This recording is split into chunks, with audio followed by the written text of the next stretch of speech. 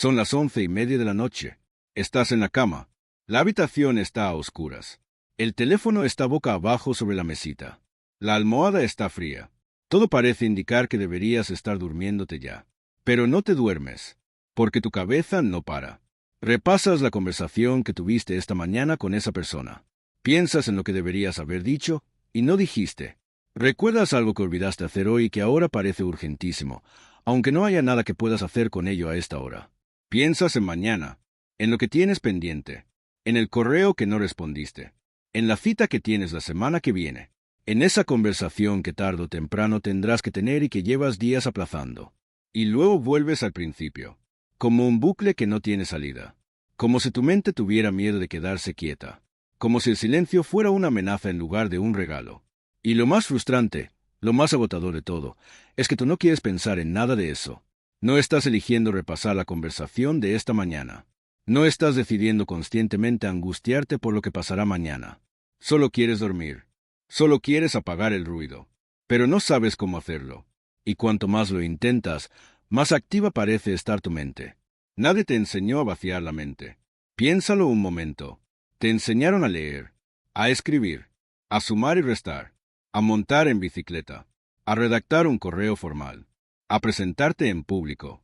Años y años de educación, de formación, de aprendizaje continuo. Y nadie, en ningún momento de todo ese proceso, te explicó qué hacer con ese montón de pensamientos que se acumulan al final del día como ropa sucia en una silla. Nadie te dio un método para hacer la transición entre el modo activo del día y el descanso real de la noche. Y sin ese método, improvisar no funciona. Hoy eso cambia, porque existe una práctica que lleva siglos usándose en Japón. No es meditación complicada. No necesitas incienso ni una estería especial, ni una hora de silencio contemplativo. No requiere fuerza de voluntad. No requiere años de entrenamiento. No requiere que seas una persona especialmente tranquila o disciplinada. Solo necesitas menos de 5 minutos.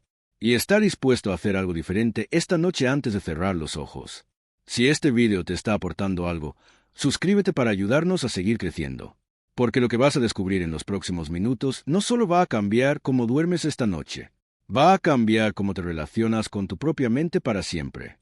Va a darte una herramienta que nadie te había dado hasta ahora. Y una vez que la tengas, no vas a querer volver a dormirte sin ella. Primero necesitas entender por qué tu mente hace lo que hace. Y para eso hay que viajar atrás. Muy atrás en el tiempo. Hace decenas de miles de años, el cerebro humano desarrolló un sistema que entonces era absolutamente imprescindible para sobrevivir. Un sistema de vigilancia nocturna. Al caer la tarde, cuando el cuerpo se detenía y el entorno se volvía impredecible y potencialmente peligroso, el cerebro activaba un modo de alerta elevada. Revisaba lo que había pasado durante el día. Evaluaba las amenazas que habían aparecido. Identificaba las que podrían volver mañana. Planificaba cómo responder. Era un mecanismo brillante. Si vivías en la sabana hace 50.000 años, ese sistema podía salvarte la vida. Repasar mentalmente el camino que tomaste hoy te ayudaba a recordar que había un depredador acechando en esa zona. Anticipar los peligros de mañana te preparaba para afrontarlos con ventaja. La mente que no descansaba del todo era la mente que sobrevivía. El problema es que ese sistema sigue activo hoy. Exactamente igual, con la misma intensidad, con la misma urgencia. Aunque las amenazas ya no sean un depredador en la oscuridad, sino una reunión difícil en el trabajo, una factura sin pagar, una conversación incómoda que no sabes cómo resolver. Tu cerebro no distingue entre un peligro real y un peligro imaginado. Para él, todo pensamiento urgente es una alerta que merece atención inmediata. Y cuando retumbas en la cama, silencio, oscuridad, inmovilidad, ese sistema antiquísimo interpreta que es el momento perfecto para ponerse en marcha, para revisar, para alertar, para protegerte. No te hace esto para fastidiarte. Te lo hace porque te quiere mantener a salvo. El neurocientífico Matthew Walker, autor de uno de los libros más influyentes sobre el sueño publicados en las últimas décadas, explica que el insomnio de pensamiento no es un fallo del sistema nervioso. Es exactamente lo contrario. Es el sistema haciendo su trabajo. Solo que en el momento equivocado, con una tecnología emocional diseñada para un mundo que ya no existe. Y aquí está la trampa en la que caemos todos. Cuando la mente empieza a girar, intentamos pararla. La forzamos. Le decimos en silencio que pare, que calle, que no piense en eso ahora. Y eso lo empeora todo. porque intentar suprimir un pensamiento activo es como intentar no pensar en un elefante rosa. En el momento en que lo nombras, ya está ahí. El acto mismo de resistir el pensamiento le da más energía, más presencia, más peso. La mente no responde bien a las órdenes directas. Responde a invitaciones suaves. Responde a rituales. Responde a señales que le indican que ya no hay nada que vigilar, que el trabajo del día ha terminado de verdad, que es seguro soltarse. Y eso es exactamente lo que los japoneses llevan siglos haciendo antes de dormir. No combaten la mente. La acompañan hacia el descanso. Para entender cómo lo hacen, necesitas conocer primero el concepto que está en la raíz de todo. En Japón existe una idea que impregna la arquitectura, el arte, la música, la conversación y la vida cotidiana. Se llama Ma. No tiene una traducción exacta al español. Ma es el espacio entre las cosas. La pausa. El silencio entre dos notas musicales que hace que la melodía tenga sentido. El instante de quietud entre una respiración y la siguiente, que convierte el acto automático de respirar en algo consciente y presente. En la arquitectura japonesa tradicional, el Ma es el espacio vacío dentro de una habitación. Una estancia japonesa clásica no está llena de objetos y muebles hasta los bordes. Tiene vacíos deliberados. Y esos vacíos no se consideran huecos sin usar, lugares donde no hay nada. Se consideran elementos activos, con función propia. El espacio vacío es lo que permite que los objetos presentes tengan significado. El silencio es lo que permite que el sonido sea escuchado. El Ma aplicado al tiempo significa que las transiciones importan. El paso de un estado a otro no puede ser abrupto sin coste. Necesita un puente, un espacio intermedio donde lo que terminó pueda terminar del todo, y lo que viene puede empezar desde cero. En la vida cotidiana japonesa, el tránsito entre el día activo y el descanso nocturno no ocurre de golpe. No es normal pasar de estar respondiendo correos a estar en la cama cerrando los ojos. Existe un espacio de transición, un tiempo que no pertenece ni al día de trabajo ni al sueño, sino que está entre los dos, preparando el camino. Ese espacio es el Ma nocturno, y dentro de ese Ma se practican rituales concretos que actúan sobre capas diferentes del sistema nervioso para crear las condiciones perfectas para el descanso profundo. Vamos a explorar cada una de esas capas, con detalle, con contexto, con ejemplos de lo que significan y de cómo aplicarlas esta misma noche. La primera capa se llama yutori. Yutori es una palabra japonesa que describe el espacio holgado alrededor de las cosas. El margen, el aire extra que dejas entre un objeto y otro para que cada uno pueda respirar. Cuando organizas un cajón dejando espacio para que la ropa no quede aplastada, eso es yutori. Cuando planificas tu agenda dejando tiempo entre una reunión y otra para no llegar corriendo a la siguiente, eso es yutori. Y en la rutina nocturna, el yutori es el primer paso, el más importante, el que hace posible todo lo que viene después. Consiste en crear un margen real entre tu última actividad del día y el momento de tumbarte en la cama. No un margen de 5 minutos mientras te lavas los dientes. No la distancia entre cerrar el portátil y apagar la luz. Un margen de al menos 20 o 30 minutos en los que no hay pantallas que mantengan activo el córtex prefrontal, no hay decisiones que tomar, no hay conversaciones que te pongan en modo resolución de problemas, no hay estímulos que le digan a tu sistema nervioso que el día todavía continúa. 20 o 30 minutos de transición real. Piensa en Kenji. Kenji tiene 41 años, trabaja en gestión de proyectos en una empresa de tecnología en Tokio, y durante años su rutina nocturna era siempre la misma. Llegaba a casa alrededor de las 9 de la noche. Cenaba mientras miraba el teléfono. Respondía a los últimos correos del día tumbado en el sofá. Veía algo en la televisión hasta que se le cerraban los ojos. Y luego se iba directo a la cama, donde tardaba entre 1 y 2 horas en quedarse dormido. Se despertaba a las 3 de la madrugada con la lista de tareas del día siguiente girando en su cabeza. Llegaba al trabajo cansado. Se tomaba 3 cafés antes de mediodía. Y el ciclo se repetía sin parar. Kenji pensaba que tenía un problema para dormir, pero un médico que lo conocía bien le dijo algo diferente. Le dijo que no tenía un problema para dormir. Tenía un problema para dejar de estar despierto. Y eso era completamente distinto. Le explicó el concepto del yutori. Le dijo que el sistema nervioso necesita señales claras para cambiar de estado. Que pasar de estar completamente activo a intentar estar completamente dormido en cuestión de minutos es pedirle al cuerpo algo para lo que no está diseñado. Es como intentar parar un coche a 100 kilómetros por hora pisando el freno de golpe. Técnicamente posible, pero con consecuencias que se acumulan. Kenji empezó a crear un margen de 30 minutos cada noche. Sin teléfono, sin televisión, sin trabajo, Preparaba una taza de té. Caminaba despacio por el apartamento. Se sentaba junto a la ventana y miraba la calle sin hacer nada en particular. A veces leía unas páginas de un libro de ficción, algo que no tuviera ninguna relación con su trabajo. A veces simplemente estaba sentado, sin agenda, sin propósito más allá de existir en ese momento. La primera semana no notó mucha diferencia. La segunda semana empezó a dormirse antes de medianoche. A las 3 semanas, los despertares nocturnos habían desaparecido casi por completo. No porque él tuviera propiedades mágicas, no porque mirar por la ventana curara el insomnio, sino porque ese tiempo de transición le estaba dando a su sistema nervioso la señal que necesitaba. El mensaje que su cerebro llevaba años esperando. El día ha terminado. Ya no hay nada que vigilar. Es seguro bajar la guardia. El Yutori no vacía la mente directamente. No resuelve los pensamientos. No elimina las preocupaciones. Prepara el terreno para que el vaciado sea posible. Sin él, las demás capas del método pierden gran parte de su efectividad. Porque intentar calmar una mente que todavía está a pleno rendimiento es como intentar llenar de agua una olla que está al fuego. El líquido se evapora antes de acumularse. Primero apaga el fuego.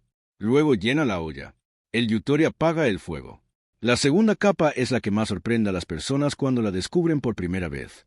Porque va exactamente en la dirección contraria a lo que el instinto te pide. Se llama Hibunkaiji, que se traduce aproximadamente como la reunión con uno mismo. Y es exactamente eso. Una reunión. Breve, ordenada, con un inicio y un final claros. La mayoría de las personas, cuando los pensamientos no paran por la noche, intentan ignorarlos.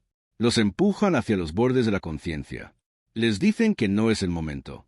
Y los pensamientos resisten. Vuelven, con más fuerza cada vez.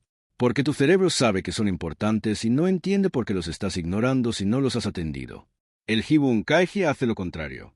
En lugar de ignorar los pensamientos, los convoca. Los invita formalmente a un espacio acordado, con una duración fijada, donde pueden aparecer, decir lo que tienen que decir y ser registrados. Así funciona en la práctica. Antes de acostarte, cuando ya has completado el tiempo de Yutori, te sientas en algún lugar tranquilo. Coges un cuaderno físico. Pequeño, sencillo, sin pretensiones. No el cuaderno bonito que guardas para cuando tengas algo importante que escribir. Uno de uso diario, que esté siempre en la mesita de noche o cerca de donde te preparas para dormir. Y durante 3 minutos, escribes. Sin estructura, sin corrección ortográfica, sin releer lo que escribes, sin intentar que tenga sentido ni coherencia ni orden lógico. Solo vuelcas todo lo que está girando en tu cabeza en ese momento. Las preocupaciones, las tareas pendientes, las conversaciones que no terminaron bien, las ideas que surgieron durante el día y que no tuviste tiempo de atender, los miedos que aparecen solo por las noches, las cosas que tienes que recordar hacer mañana, todo lo que tu mente está sosteniendo activamente para que no se pierda, sin filtro, sin juicio, sin intentar resolverlo. Este proceso tiene un nombre en la psicología cognitiva occidental que confirma exactamente lo que los japoneses intuían siglos atrás. Se llama descarga cognitiva. Los investigadores del Laboratorio de Psicología de la Universidad de Baylor, en Texas, llevaron a cabo un estudio muy específico sobre este tema. Pidieron a un grupo de participantes que escribieran sus tareas pendientes antes de dormir y a otro grupo que escribieran sobre las cosas que habían logrado durante el día. Los resultados fueron claros. Las personas que habían escrito sus pendientes se dormían significativamente más rápido que las demás. No porque la escritura resolviera los problemas, sino porque el cerebro, una vez que ha registrado algo en un lugar externo y confiable, puede hacer algo que no puede hacer mientras lo sostiene solo en la cabeza. Puede soltarlo. Y esto se entiende mejor cuando conoces el efecto Zeigarnik. Es un fenómeno que los psicólogos llevan décadas documentando. Básicamente, el cerebro tiende a mantener activos en la memoria de trabajo los asuntos incompletos o sin resolver. Es una función adaptativa. Si algo no está terminado, el cerebro no lo suelta. Lo mantiene circulando en primer plano para que no caiga en el olvido antes de ser atendido. Es el mismo mecanismo que hace que recuerdes la letra de una canción que dejaste medias, pero no la de la canción que escuchaste entera. Cuando escribes esos asuntos incompletos en un lugar físico y confiable, el cerebro puede hacer algo que llevaba horas sin poder hacer. Puede soltarlos, transferirlos de su responsabilidad a la del papel. Es como decirle a tu mente, ya está registrado, ya está en un lugar seguro. No necesitas seguir sosteniéndolo tú. Puedes descansar. Y la mente obedece. Pero el Hibun Kaigi japonés añade algo que la versión occidental de la descarga cognitiva casi siempre omite. Y ese algo marca una diferencia enorme. Al final de los 3 minutos de escritura, hay un cierre formal. No te limitas a cerrar el cuaderno y apagar la luz. Escribes una última frase. Una sola frase que funciona como el punto final de la reunión. Como el gesto que dice que esta sesión ha concluido y no habrá más puntos en el orden del día. Puede ser tan sencilla como, por hoy, esto es suficiente. O, mañana lo atenderé con la calma y la energía que merece. O simplemente, el día ha terminado. Esa frase actúa como un gesto simbólico de clausura. Y los gestos simbólicos importan mucho más de lo que solemos creer. El cerebro responde a rituales. Los rituales crean señales. Las señales generan estados. Un ritual de cierre le dice al sistema nervioso que una etapa ha concluido y que lo que viene ahora es diferente. Piensa en Sofía. Sofía tiene 38 años, es psicóloga en una clínica privada, y llevaba meses notando que el trabajo se le metía literalmente en la cama. No solo en sentido figurado. Sus últimos pensamientos antes de dormir eran sobre sus pacientes, sobre los casos que le generaban más preocupación, sobre las citas del día siguiente y si estaría suficientemente preparada. Y cuando se despertaba a medianoche, lo primero que le venía a la cabeza era también el trabajo. Sofía conocía perfectamente el efecto Zeigarnik desde un punto de vista teórico, pero no lo aplicaba a sí misma. Como le pasa a muchos profesionales que saben muy bien cómo cuidar a otros y muy poco cómo cuidarse ellos. Cuando empezó a practicar el Hibun Kaigi, le sorprendió lo mucho que salía en esos 3 minutos. Al principio sentía que no cabía todo, que 3 minutos eran insuficientes para el volumen de lo que tenía en la cabeza. Pero fue entendiendo que el ejercicio no era resolverlo todo. Era simplemente sacarlo, transferirlo del interior al papel, cambiar de recipiente. Al cabo de 2 semanas, algo empezó a cambiar de forma notable. Los pensamientos sobre el trabajo seguían apareciendo cuando se tumbaba en la cama, pero ya no se quedaban. Aparecían, y era como si el cerebro lo reconociera como algo ya registrado, ya atendido, y lo soltaba con mucha más facilidad, como si simplemente no hubiera razón para mantenerlos activos. La frase de cierre fue lo que más le costó al principio. Le parecía demasiado simple, demasiado fácil, como si no pudiera ser tan sencillo. Pero con el tiempo fue la parte que más valoró. Porque esa frase le recordaba cada noche algo que su mente tendía a olvidar, que ella no podía resolver todos los problemas del mundo entre las 11 de la noche y las 7 de la mañana, y que intentarlo no ayudaba a nadie. Por hoy, esto es suficiente. 4 palabras, y un permiso enorme. Si estás llegando hasta aquí, es porque esto te importa de verdad. Dale al like y ayúdanos a que este contenido llegue a más personas que lo necesitan. La tercera capa del método es la que actúa directamente sobre el cuerpo. Y aquí es donde muchas personas cometen el error más costoso. Cuando la mente no para, se intenta relajar el pensamiento atacando el pensamiento. Se razona con él. Se le dice que se detenga. Se buscan distracciones que lo reemplacen. Pero la vía más rápida hacia la calma mental no pasa por la mente. Pasa por el cuerpo. Esto es lo que el sistema nervioso autónomo lleva millones de años demostrando, y que la neurociencia moderna está confirmando con una precisión cada vez mayor. El nervio vago es una de las estructuras más fascinantes del cuerpo humano. Es una autopista de comunicación que conecta el cerebro con el corazón, los pulmones, el sistema digestivo y casi todos los órganos viscerales. Y funciona en los 2 sentidos. El cerebro puede enviar señales al cuerpo, pero el cuerpo también puede enviar señales al cerebro.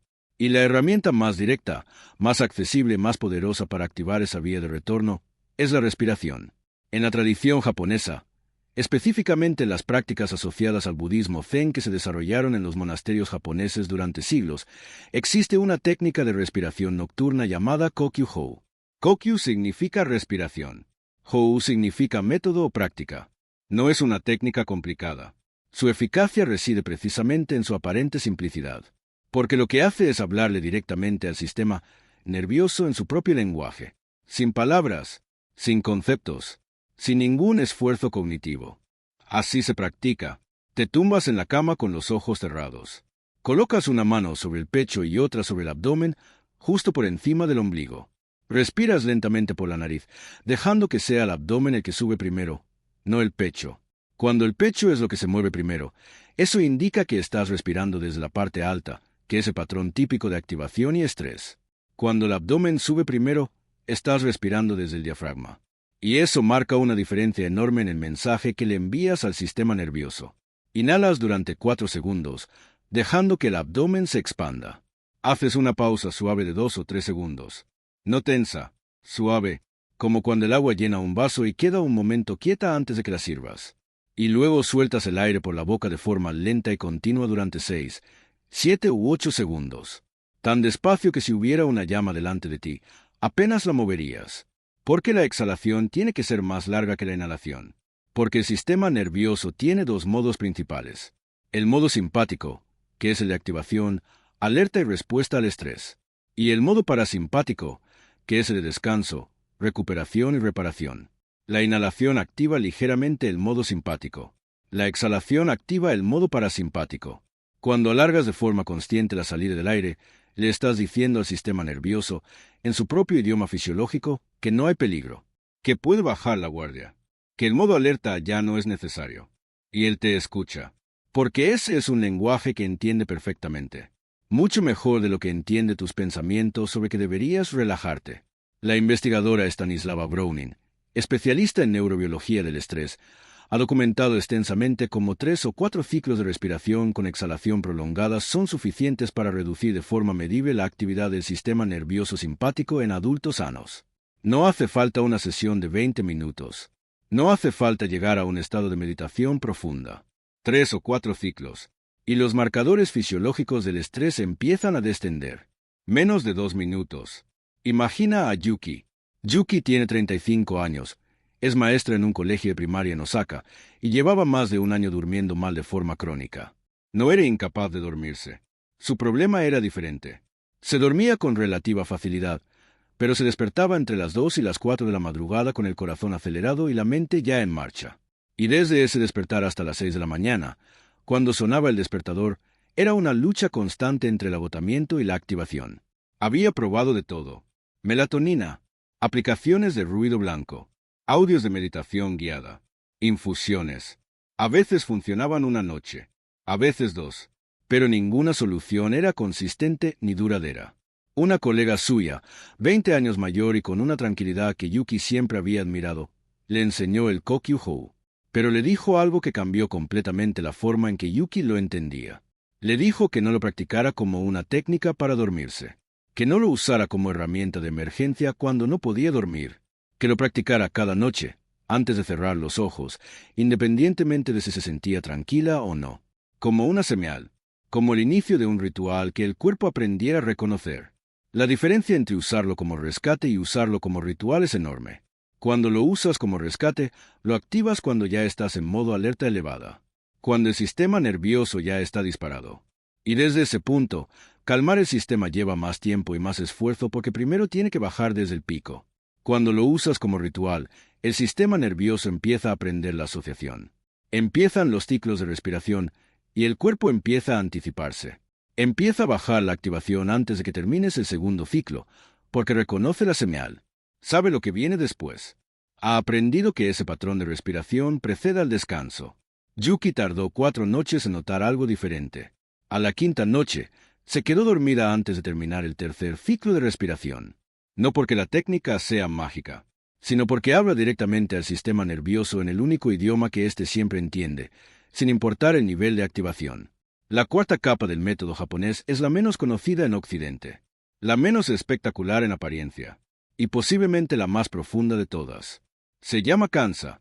Kansa significa gratitud en japonés, pero no la gratitud que se practica en algunos contextos de bienestar moderno, esa que consiste en escribir una lista de 5 cosas buenas que te pasaron hoy para mantener una actitud positiva. No es una herramienta de optimismo forzado. No es una contabilidad de logros del día. Es algo más tranquilo, más íntimo, más sutil. El kansa nocturno es el reconocimiento silencioso de lo que estuvo bien hoy, incluso cuando el día fue difícil, incluso cuando pasaron cosas que no querías que pasaran, incluso cuando el balance general del día no fue el que esperabas ni el que merecías.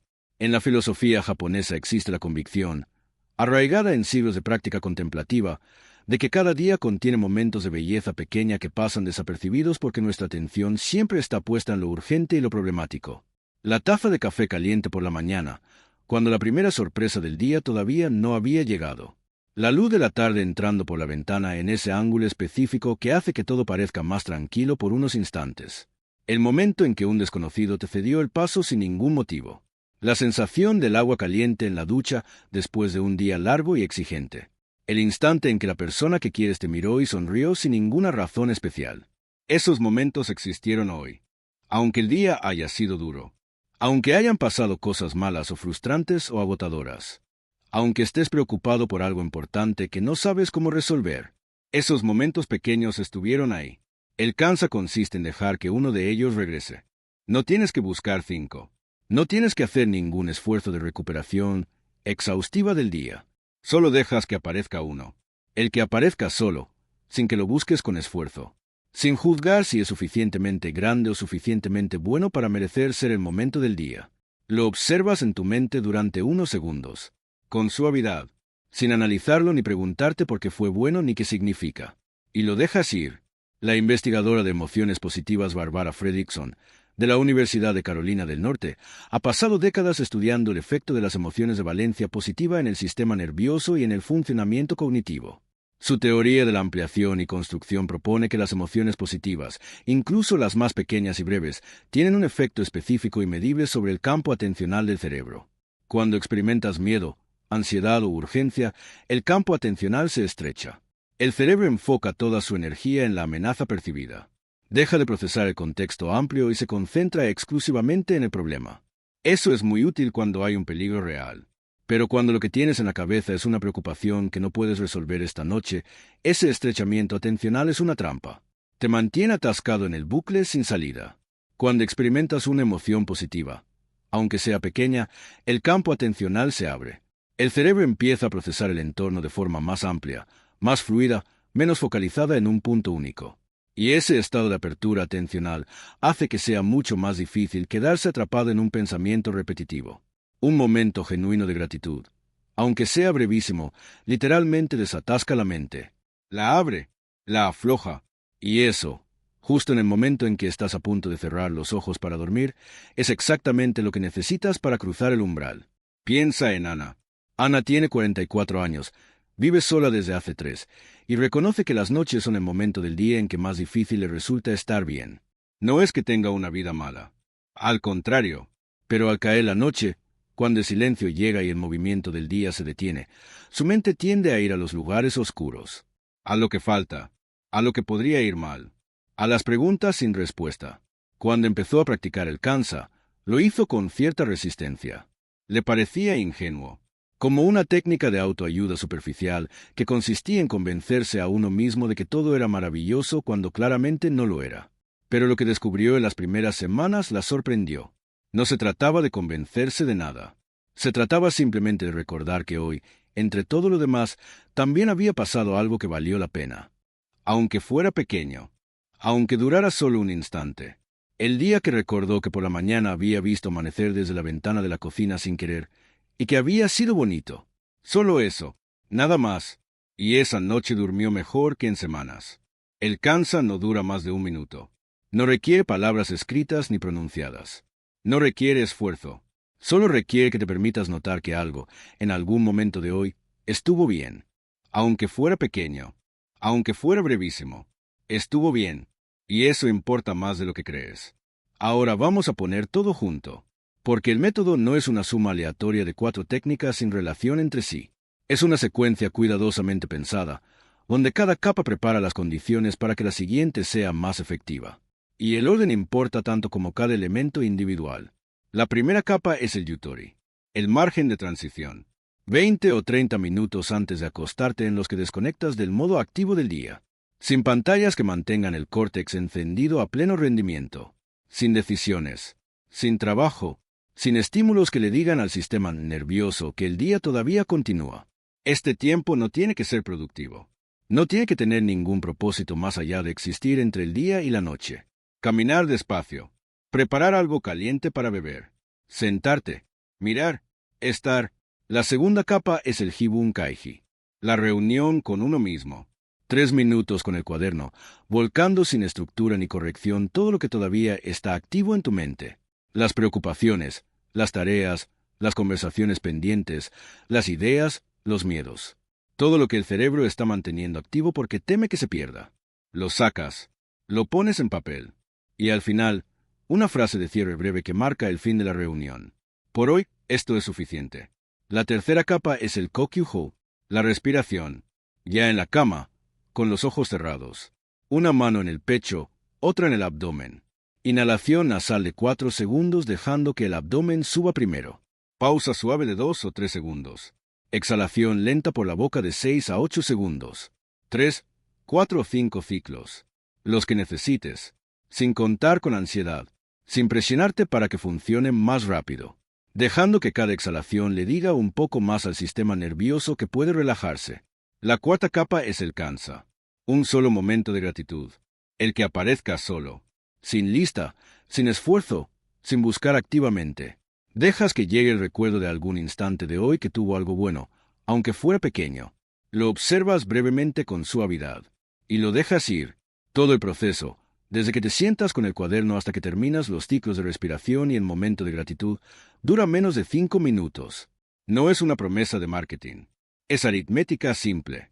3 minutos de escritura más 3 o 4 ciclos de respiración, que equivalen a menos de 2 minutos, más un momento de gratitud de 30 o 40 segundos. Menos de 5 minutos.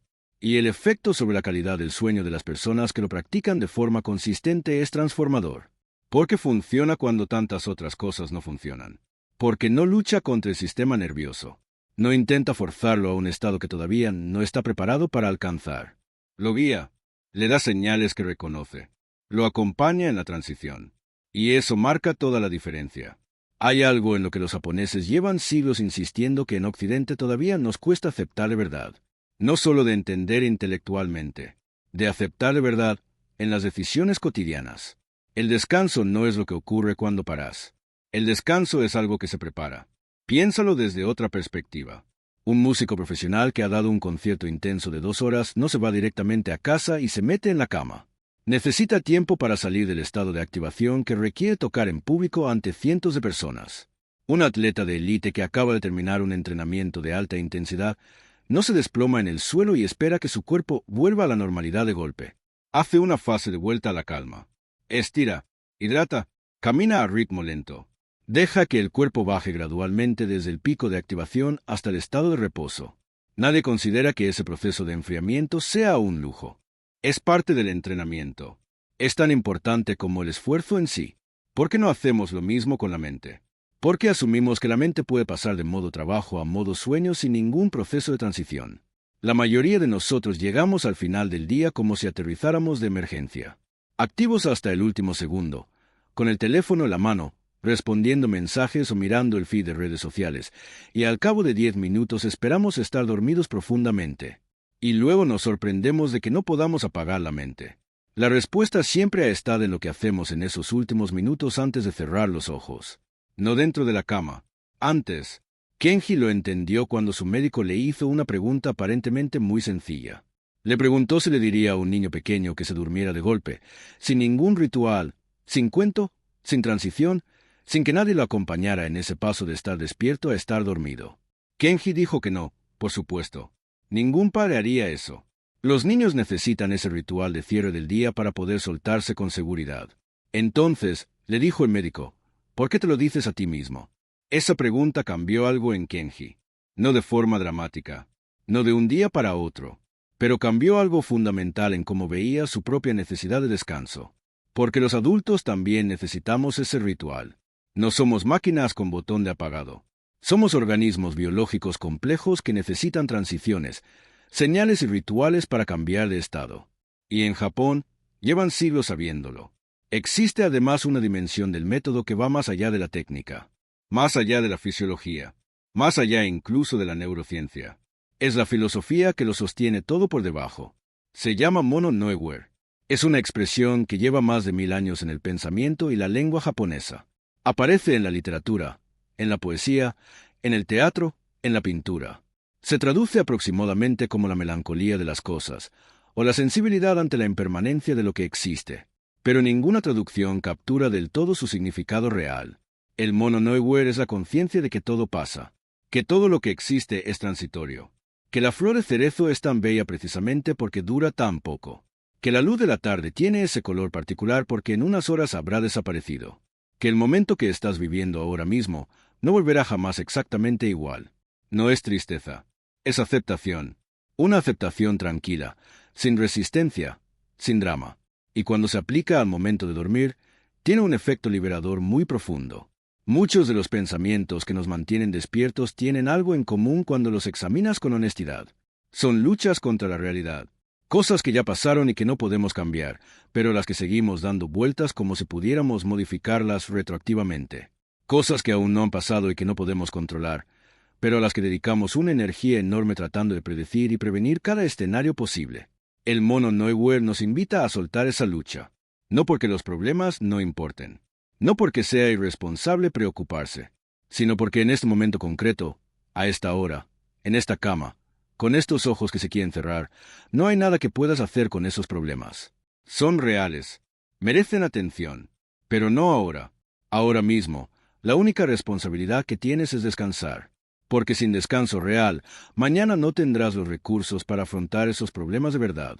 La mente cansada comete más errores, tiene peor memoria, menor capacidad de regulación emocional, menos creatividad para encontrar soluciones donde solo ve obstáculos.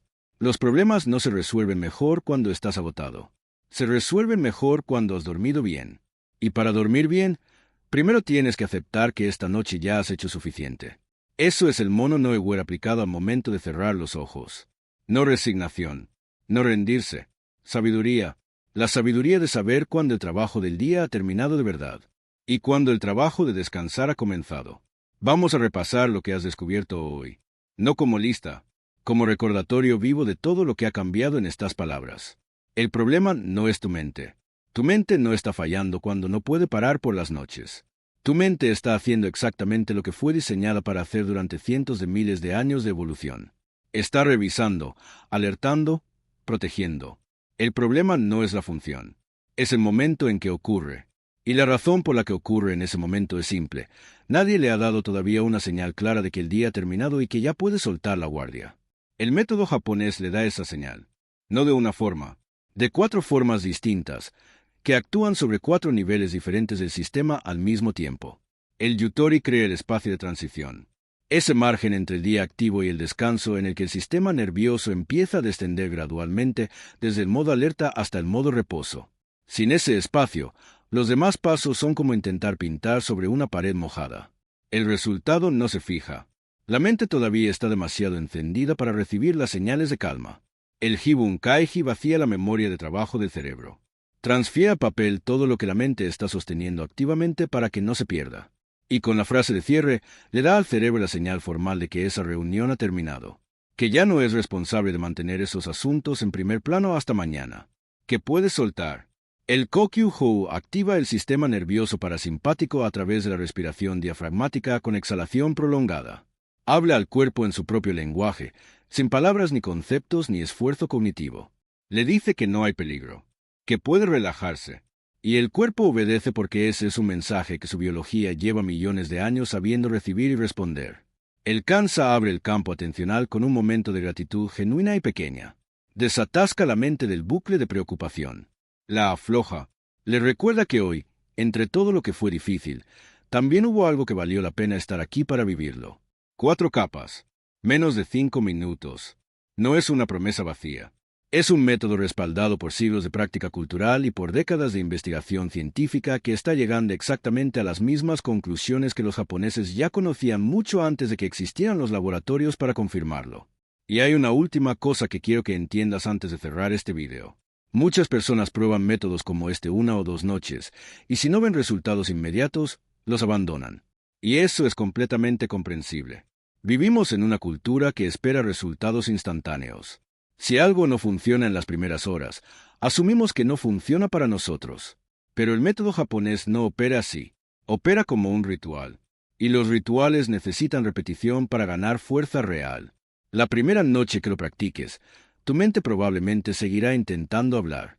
Seguirá resistiéndose. Seguirá intentando abrir conversaciones que ya cerraste en el cuaderno. Eso es normal. No significa que no funcione. Significa que tu sistema nervioso todavía está aprendiendo a conectar los puntos. Pero si repites esta secuencia cada noche durante 2 semanas, algo cambia de forma real. El cuerpo empieza a anticiparse. Antes de la última línea del cuaderno, tu activación baja. Antes del tercer ciclo de respiración, tus párpados pesan. Has creado un código, una señal que le dice a tu cerebro, ahora empieza el descanso. Esta noche, no hagas lo de siempre. No esperes a que el teléfono te venza. Abre ese margen de transición. Siéntate con el cuaderno, respira y deja que tu mente sepa que ya puede soltarse. Que es seguro, porque la mente que suelta por la noche es la que conquista el día siguiente con claridad. Y tú mereces ambas cosas. Bombilla, no dejes que tu bienestar sea una excepción. Si sientes que este método puede transformar tus noches, suscríbete a nuestro canal ahora. Cada semana compartimos herramientas prácticas y ciencia aplicada para ayudarte a dominar tu mente y recuperar tu energía. Haz clic en el botón de suscripción y activa la campana. No te pierdas el próximo paso para diseñar la vida que mereces tener al despertar. ¿Te gustaría que redactara también un comentario fijado para generar más interacción en el vídeo?